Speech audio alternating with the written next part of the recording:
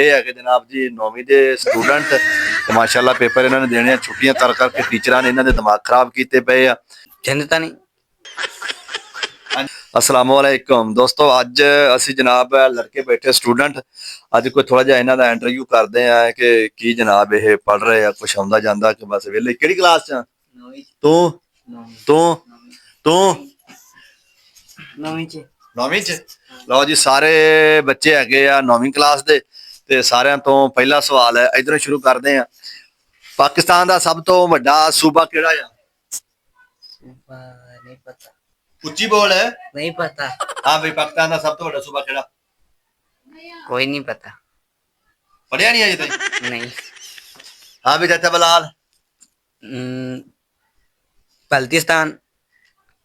पूरा नाम है? चल गए थे बल्तिस्तान। वो सब तो बड़ा सूबा। हाँ जी। बलोचिस्तान। केड़े लिहाज नाल बलोचिस्तान सब तो बड़ा? रकबे दे लिहाज। अच्छा जी, रकबे के लिहाज नाल जनाब है पाकिस्तान का सब तो बड़ा सूबा जिहड़ा है जी जो बलोचिस्तान आ। तिन्हां दा जवाब गलत ते एक दा जवाब जिहड़ा हैगा सही हैगा। हुण जनाब जी अगला, रकबे के लिहाज रकबे दे आबादी के लिहाज नाल पाकिस्तान का सब तो बड़ा सूबा किहड़ा? नहीं पता। पढ़िया नहीं किते भी? नहीं। तू किथे रहना? इत्थे रहना, मैं किथे जाना। हाँ जी। पंजाब। हाँ, तेरे हिसाब से किहड़ा? पंजाब है मेरे हिसाब। पंजाब साडा।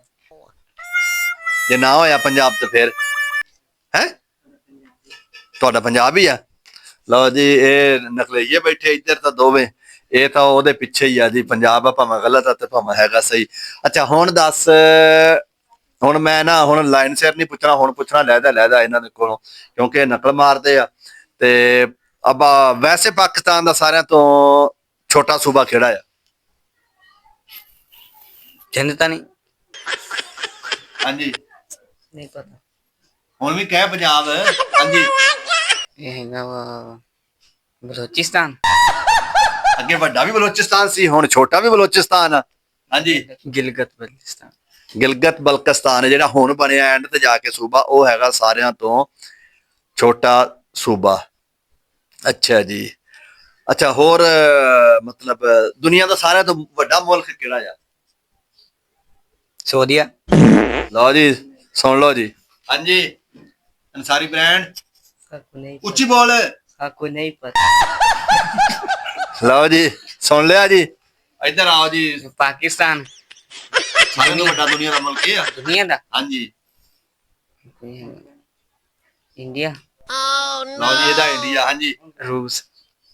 ਇਹਦਾ ਰੂਸ ਆ ਜੀ। ਰੂਸ ਠੀਕ ਹੈਗਾ ਆ, ਇਹਦਾ ਜਵਾਬ ਬਿਲਕੁਲ ਠੀਕ ਹੈਗਾ। ਅੱਛਾ ਜੀ, ਹੁਣ ਅਗਲਾ ਸਵਾਲ ਕਿ ਬਸ ਹੈ ਕੋਈ ਗੁੰਜਾਇਸ਼ ਹੈ?